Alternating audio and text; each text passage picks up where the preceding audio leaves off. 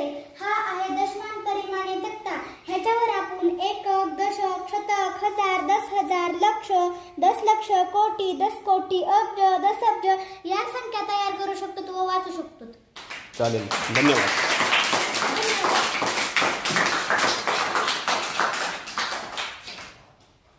दशमान परिमाणे तक्ता।